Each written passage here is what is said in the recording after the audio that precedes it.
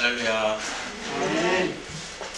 지난주에 이어서 양과 염소의 비유 두 번째 그리고 비유 시리즈 마지막 설교 함께 나누도록 하겠습니다. 같은 본문 마태복음 25장 31절에서 46절 말씀, 마태복음 25장 31절에서 46절 말씀, 45면, 46면, 신약성경 45면, 46면입니다.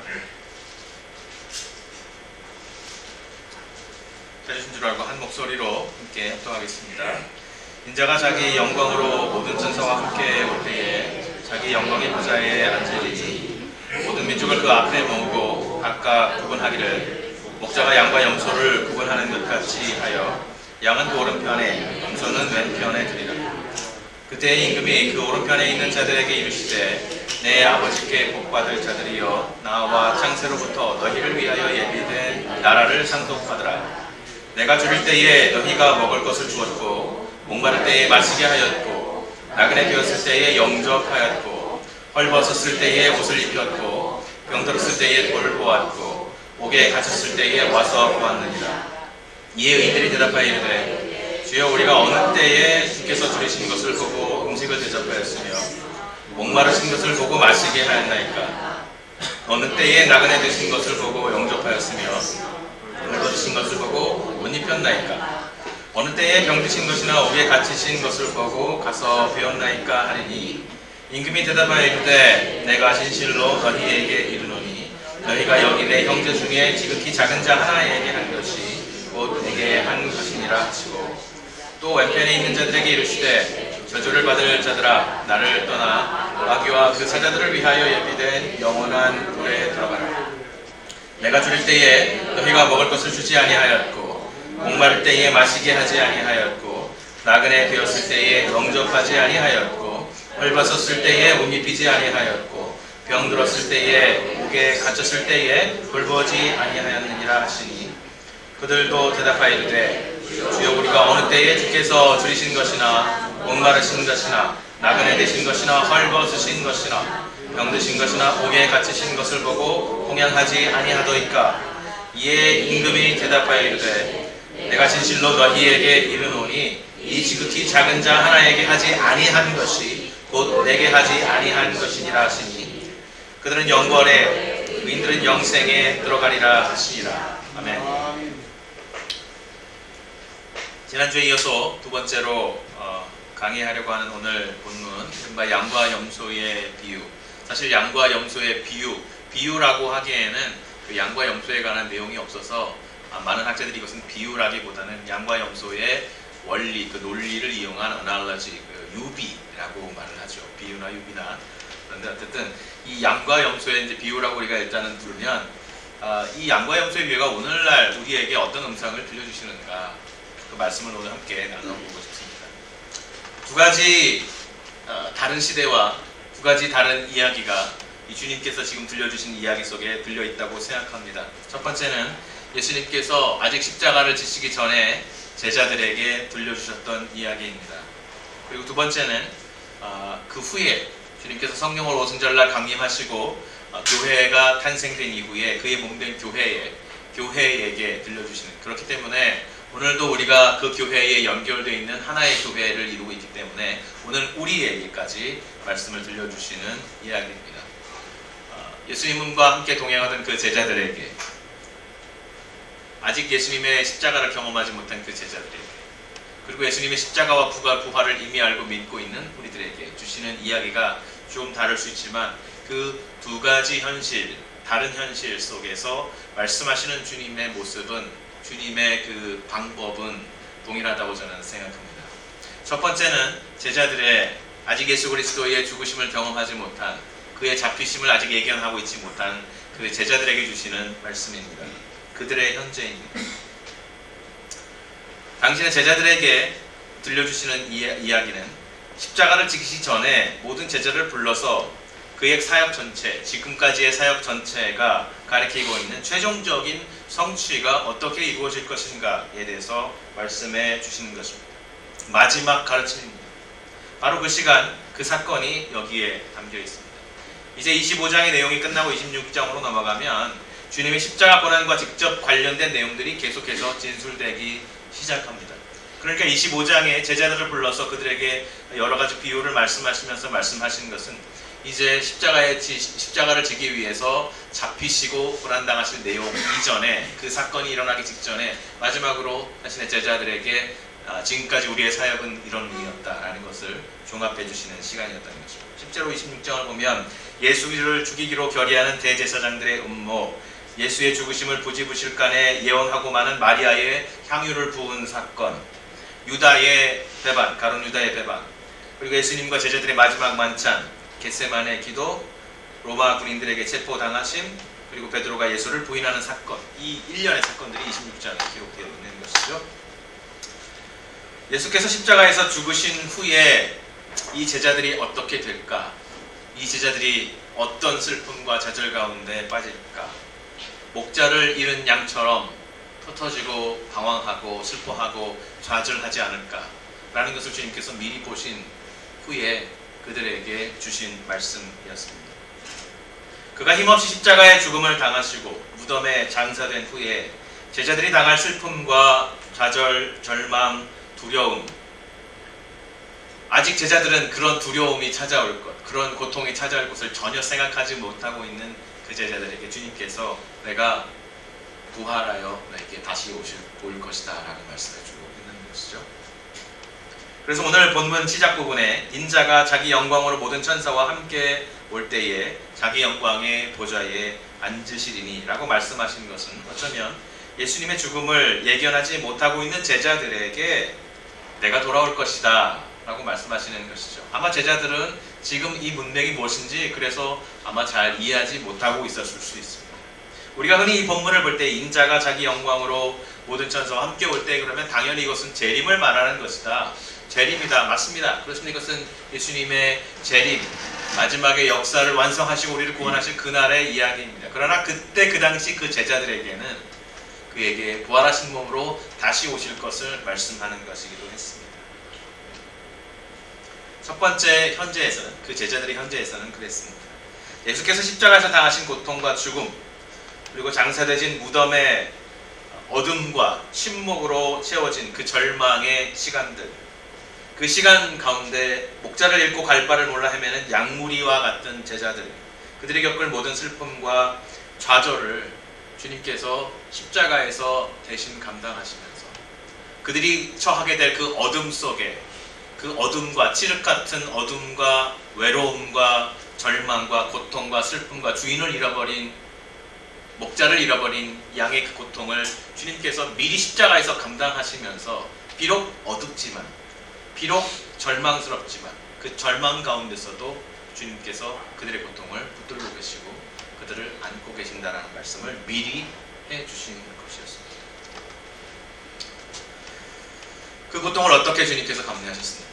하나님 아버지로부터 버림받은 아들의 고통을 십자가에서 주님께서 엘리 엘리 라마 사박다니, 나의 하나님, 나의 하나님, 나의 아버지, 나의 아버지, 어떻게 해서 나를 이렇게 버리십니까? 그렇게 말씀하신 것이죠. 마치 주인을 잃은, 목자를 잃은 양들이 흩어져서 자전하는 것처럼 주님께서도 십자가에서 그들의 그 고통과 아픔을 대속하시기 위해서, 대리하시기 위해서, 그것을 끌어안으시기 위해서 아버지로부터 버림받은, 아버지가 어디를 봐도 아버지가 존재하고 있지 않는, 태초부터, 아니 그 이전부터 영원부터 영원까지 한 번도 아들을 향해서 고개를 돌리신 적이 없는 성부 하나님께서 십자가에서 아들을 향해서 고개를 향하시지 않으시고 고개를 돌리시는 그 고통. 그래서 아버지가, 아들이 그 고통을 당하게 되어버렸던, 세상 어디를 보아도 어둠뿐이고 어디를 보아도 아버지가 존재하지 않는 그 고통을 주님께서 십자가에서 당하시는 것이었습니다. 아버지가 보이지 않는 정도가 아니라 그 아들을 향해서 인류가 시작돼서 끝날 때까지의 모든 인류의 죄악을 그 한 사람 예수 그리스도에게 지금 쏟아붓고 있는 그 고통, 그 아픔, 그것이 이제 제자들이 당하게 될 그 어둠과 고통을 끌어안고 있는 것입니다. 두 번째 현실은 우리들의 현실입니다. 마태가 비유의 말씀을 이미 12 제자들의 기억과 어록과 모든 것을 참고하여서 복음서의 일부로 네 복음서의 하나로서 기록하고 그것을 교회들에게 들려주고 읽어주던 내용입니다. 그 내용이 오늘 우리에게까지 말씀을 주고 있는 것이죠. 부활하셔서 제자들에게 영광 가운데 이미 돌아오신 주님께서는 40여일간 제자들과 함께 계시다가 구름에 돌려 하늘로 하나님의 보좌 우편으로 승천하셨습니다. 그렇게 다시 떠나셨어요. 하지만 그는 머지않아 그들에게 다시 오실 것이라고 약속하셨고, 약속하신 대로 아직 재림이 오시기 전에 약속하신 대로 성령으로 오순절날 그들에게 오셨습니다. 오순절 무엇입니까? 6월절부터 세서 50일째 되는 날을 우리가 오순절이라고 합니다. 유대인들이 오순절. 그래서 주님께서 6월절날 죽으셨으니까 3일 후에 부활하시고 40여일간 같이 지내시다가 승천하신 후에 한 제자들이 모여서 일주일 정도 기도하고 있던 그 찰나에, 그 순간에 50일째 되는 날에 그들에게 다시 찾아오십니다. 그들의 기도하고 있던 그 다락방에 성령께서 이제 신학적으로 말을 하면 예수님께서 성령으로 다시 강림하신 그 사건은, 부활하신 후의 사건은 성령과 성자가 마치 하나로 합쳐진 듯한, 그래서 성령께서 우리에게 임하신다고 우리가 말할 때는 그 성령은 하나님의 영이기도 하고 아들의 영이기도 한 그 성령이라는 것입니다. 그 성령께서, 그 예수 그리스도의 영께서 교회로 다시 돌아오셨다는 것입니다. 오순절의 성령 강림은 성령으로 강림하신 예수께서 그를 기다리고 기도하던 공동체를 자기 생명 안으로 끌어 안아주신 사건입니다. 그리스도 자신은 이 공동체의 머리가 되시고, 공동체는 그 머리에 연합된 몸이 되게 하신 이른바 살아있는 생명체, 생명을 가진 공동체인 교회가 탄생된 사건이었습니다. 그 이후로 지금까지 예수 그리스도를 하나님의 인류의 구원자로 믿는 모든 이들을 그 몸에 연합시키셔서, 그 몸에 끌어안으셔서 자기 몸이 되게 하셔서 하나의 공동체를 이루셨습니다. 예수께서 탄생하게 하신 오순절의 그 교회나 지금 우리가 모여있는 이 교회나 같은 교회라는 것입니다. 하나의 교회라는 것입니다. 하나의 몸이라는 것입니다. 그러므로 마태가 자신이 섬기는 교회에게 기록해서 보내고 읽게 한 이 복음서는 마태와 초대 교회의 이야기인 동시에 우리의 이야기입니다. 그리스도의 몸을 이루고 있는 우리 복음의 빛 교회 성도들의 지금 이 순간 우리에게 들려주시는 이야기입니다. 우리들에게 들려지는 우리의 현재이고 우리의 이야기라는 말입니다. 처음에 예루살렘에 세워진 교회는 평안하고 안전한 상황을 그렇게 오래 누리지 못했습니다. 우리가 아는 것처럼 교회가 세워지고 기하급수적으로 부흥을 하더니 얼마 가지 못해 바울을 비롯한 유대인들의 극심한 박해가 시작되었고, 결국 그들은 사마리아와 시리아의 안디옥에까지 이주를 해야 했고, 결국은 소아시아와 유럽 인근 각 지역에 흩어져서 거주하게 되었습니다. 그 이후로도 끊임없이 교회는 박해와 고난의 삶을 살아갔습니다. 이 고난과 흩어짐의 삶을 통해 세워진 교회는 기본적으로 이렇게 하나님께서 씨앗을 뿌리듯이 뿌리신 흩어짐의 고통 속에서 살아가는 존재들이라는 것입니다. 그러니까 우리가 디아스포라라고 말하죠. 디아는 사방에, 스포라는 우리 영어의 spread라는 말이 있죠. 같은 말이에요. 흩어서 뿌렸다는 것입니다. 뿌려졌다는 것입니다. 원래 디아스포라는 바벨론에게 멸망한 유대인들이 바벨론으로 이끌려가서 그리고 전 세계 여러 곳에서 흩어져서 살게 된 그 유대인들을 디아스포라라고 하는데, 이제 하나님의 손길에 의해서 이곳저곳 흩어져서 살게 된 교회, 그러나 흩어졌음에도 불구하고 예수 그리스도의 한 몸을 이루며 살아가는 교회를 우리는 또한 디아스포라라고 부르는 것입니다. 우리의 이민사회도 많은 사람들이 디아스포라라고 부르고 있어요. 우리가 원하건 원하지 않건 우리가 한국에 살고 있다가 여러 가지 이유들로 인해서 이렇게 전 세계에 흩어져 사는 이 동포 사회를 또 디아스포라라고 부르고 있고, 그러한 그리스도인들을 디아스포라라고 부르고 있죠. 그런 우리들에게 주님께서 말씀해주고 있는 거죠. 이 흩어짐과 박해로 인한 고난 가운데 처해 있고, 고난 가운데 처해 있고, 아픔 가운데 있고, 소수민의 삶을 살아가고 늘 메조리티가 되지 못하는 그 삶의 현장 속으로 그 교회 속으로 주님께서 들어오시고 우리를 그 고통 안으로, 주님의 고통, 주님께서 십자가에 당하신 고통 안으로 끌어안아 주신다는 거죠. 그래서 오늘 양과 염소의 비유는 성령으로 교회 고난과 흩어짐의 아픔 속으로 임재해 들어오시는 동행하시는 주님의 이야기입니다.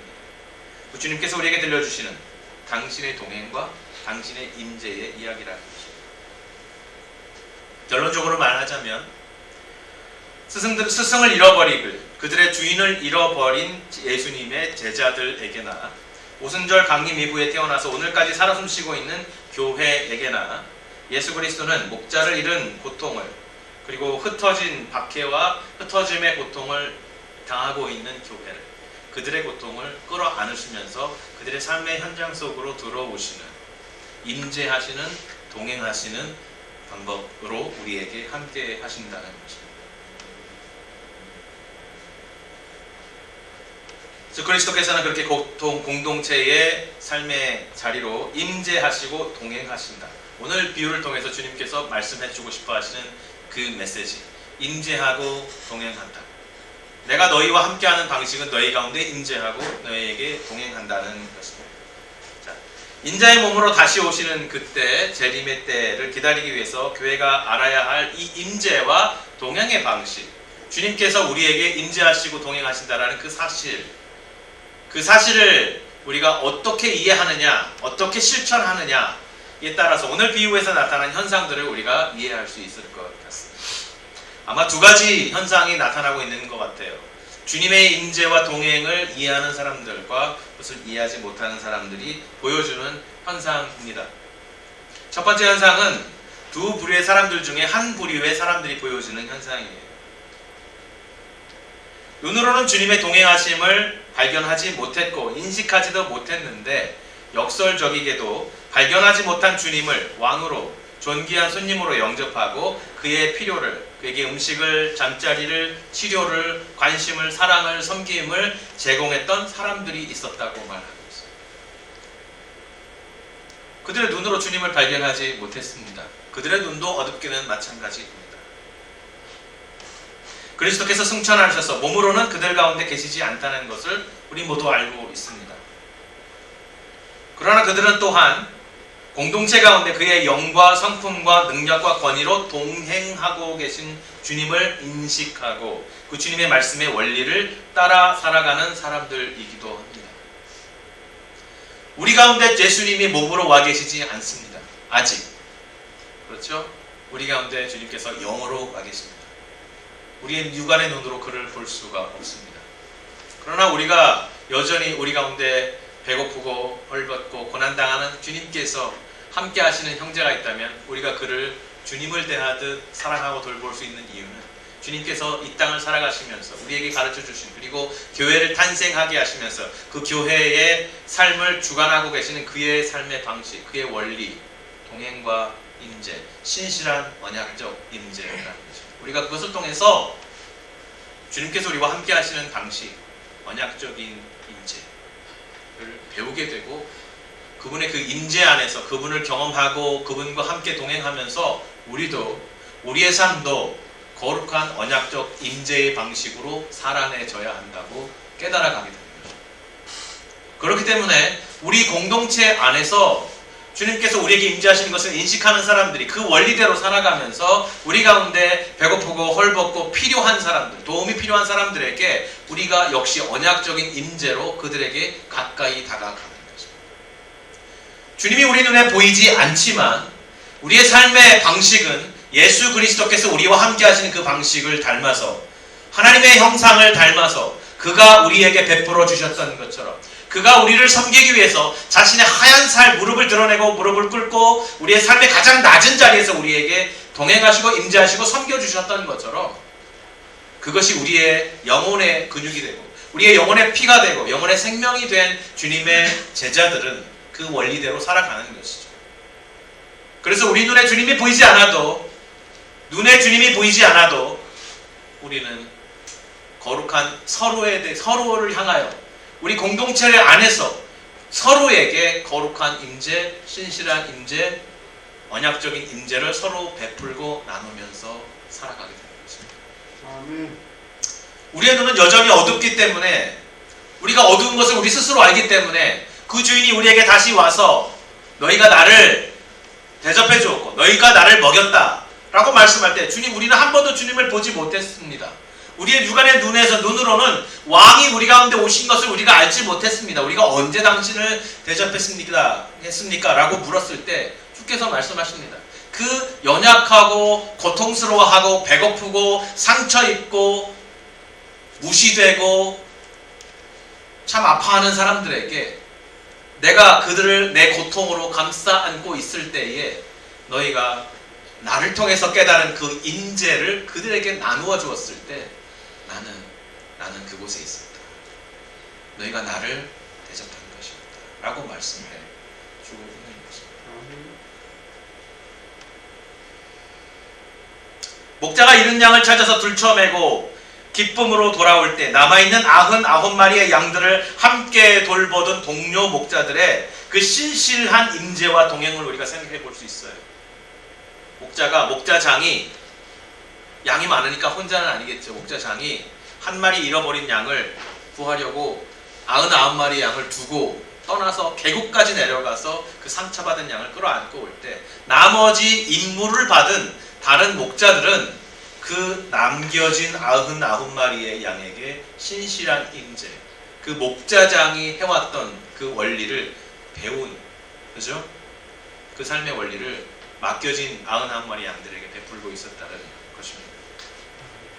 주님이 정말 우리에게 원하는 것은 주님이 우리 눈에 보이지 않을 때, 우리가 주님이 부재하다라고 여길만 할 때 그가 우리에게 베풀어 주셨던 그 삶의 원리대로 살아가는 것입니다.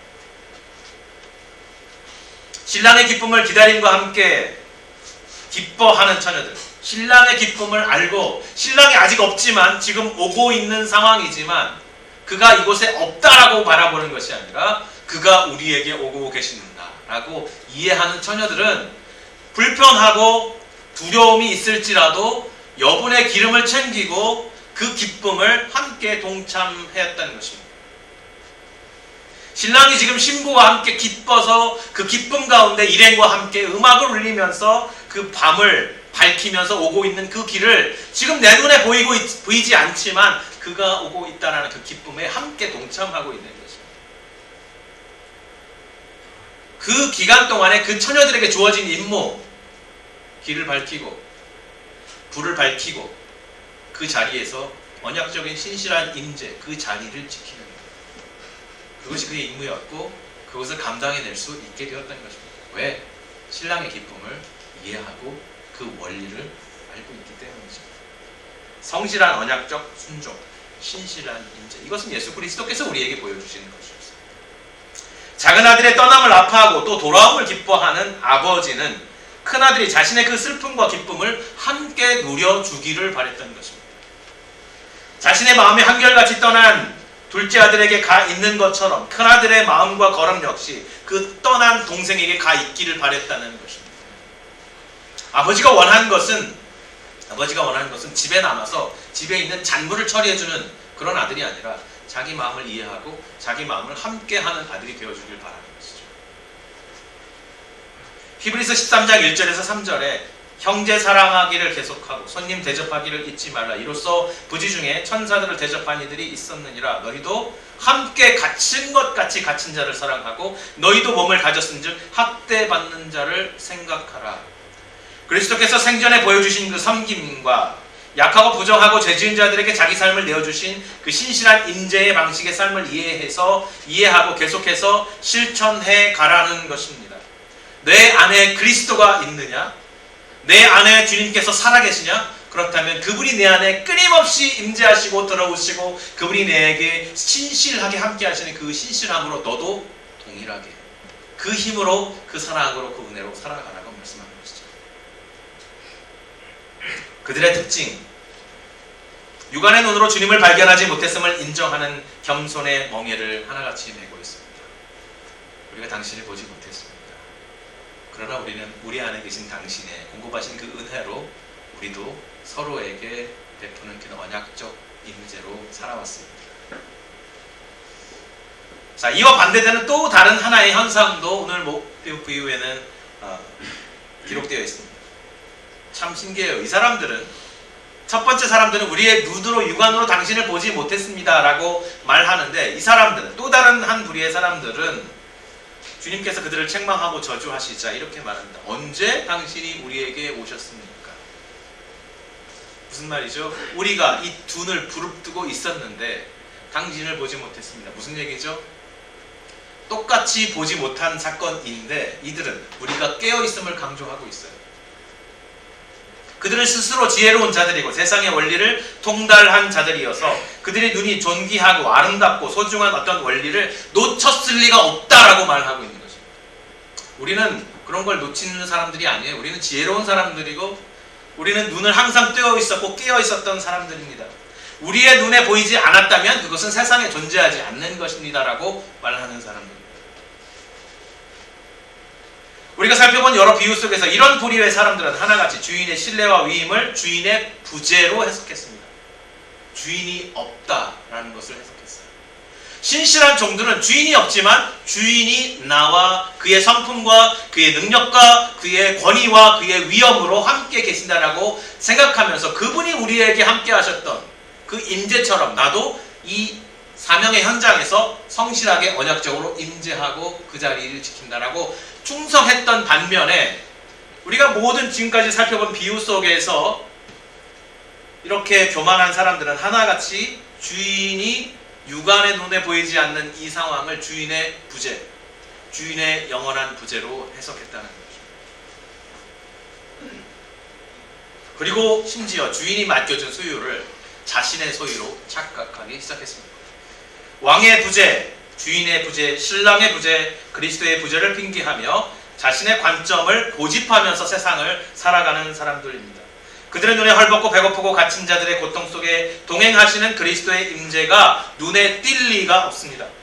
그들은 영적인 맹인들이기 때문이에요. 눈을 떴다고 생각하지만 보지 못하는 자들이에요. 그리스도의 임재를 깨닫은 자들이 그들의 삶의 태도와 행동의 변화를 입고 동일한 방식의 동일한 언약적인 임재로 고난을 겪는 사람들의 삶 속으로 신실하게 동행하고 임재해 들어갔던 것처럼, 왕과 그리스도의 임재를 깨닫지 못하는 사람들 역시 그 깨닫지 못함 때문에 어떤 삶의 태도와 행동의 변화를 경험하게 되고 그것이 실제 삶의 행동으로 나타나게 되는데, 그것이 무엇입니까? 하나님의 신실한 언약적 임재를 감사하기는커녕 이 세상의 모든 세계의 부조리와 고통과 불평등과 불의가 왕의 부재 때문이라고, 당신이 이 자리에 없었기 때문이라고, 당신이 책임을 제대로 이행하지 못했기 때문이라고, 당신이 이 세계를 올바르게 다스리지 못했기 때문이라고, 이 세계를 불공평하게 만들었기 때문이라고 말한다. 그래서 여러 비유들 속에서 고난을 겪는 공동체와 개인의 삶을 돌보기보다는 자신이 필요로 하는 것보다 훨씬 많은 잉여라고 하죠. 불필요한 것들을 더 쌓고 축적하는 일에 매진하게 되는 것입니다. 신랑의 더디움을 핑계로, 신랑의 부재를 핑계로 자신의 임무를 게을리하고 주인이 맡겨준 달란트로 언약적 성실함을 실천하기보다는 스스로의 안전을 위한 엉뚱한 일에 분주하게 되는 것.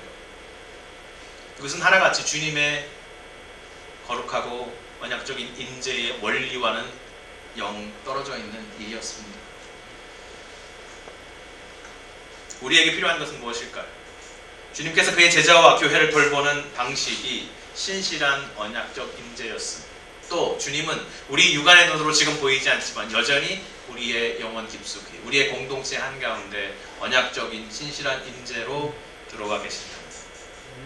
우리의 삶을 붙들고 계신다는 것, 십자가의 그 고통으로 우리의 모든 고통을 끌어안고 계신다는 것, 심지어 우리의 삶이 칠흑 같은 어둠을 지나갈 때조차도 그 고통 속에서 엘리 엘리 라마 사박단이라고 부르짖는 그 고통 가운데서도 아버지께서 결국 나를 부활로 다시 살리실 것을 믿음으로 자기 몸을 끝까지 내어 맡기는, 어찌 보면 그 고통을 다 겪기 위해서, 하나도 남김없이 겪기 위해서 자기 몸을 그 믿음 하나로 완전히 내어놓으시는, 십자가에 던져주시는 주님의 그 신뢰, 아버지를 향한 신뢰, 아버지를 향해서 어디 계십니까? 라고 부르짖으면서도 그 아버지를 신뢰하는 주님.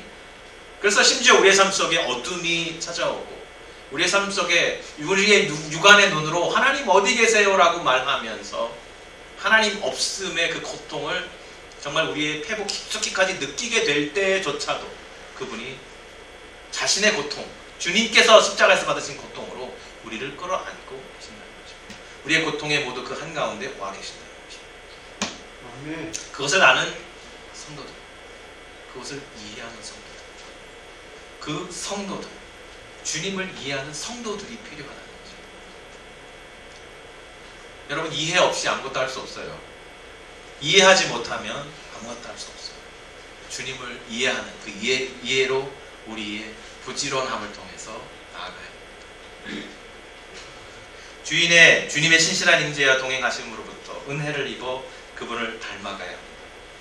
우리도 믿음의 공동체 안에서 그 은혜를 힘입어서 동일한 원리에 동일한 언약적인 임재로 서로에게 베풀어야 합니다. 그 힘이 우리에게서 나오지 않아요. 주님이 어떻게 우리에게 그 신실한 언약적 임재를 여태까지 베풀고 계시는가를 이해하는 이해에서 참된 경험에서 그분을 알아가면서 나오는 것입니다. 주님을 알아가고자 하는 열심에 힘을 내는 성도들이 되시기를 간절히 소원합니다. 아멘. 오늘 예배 시작하기 전에 간략하게 웨스트민스터 소요리 문답 1번 질문과 1번 답을 함께 조그만 창고 공간에서 함께 나누었습니다. 주님을 이해하는 아주 작은 노력들이지만 이 작은 노력들 여러분의 삶에서 주님께서 우리는 그냥 지나갈지 몰라도 성령님은 절대 이걸 놓치지 않으세요. 이 기회 놓치지 않으십니다. 여러분의 삶에 하나님을 알고자 하는 작은 노력 있잖아요. 우리는 작은 노력을 하고 지나가고 잊어버렸을지 몰라도 주님께서 그 작은 노력을 기뻐하시고 그 기회를 놓치지 않고 여러분의 심령을 변화시키십니다. 그 속에서 주님의 임재 발견할 수 있기를 소원합니다. 또 한 가지, 우리의 눈이 보지 못한다는 것을 인정해야 됩니다.